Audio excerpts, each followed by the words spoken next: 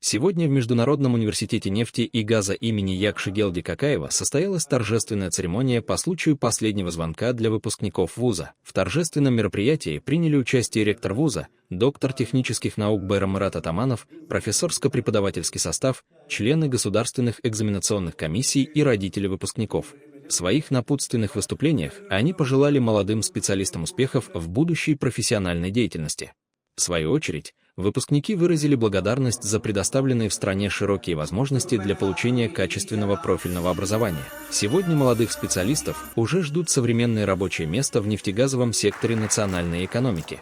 Нет сомнений, что это поколение достойно выполнит свой долг перед Родиной, внося весомый вклад в дальнейший прогресс и процветание Туркменистана.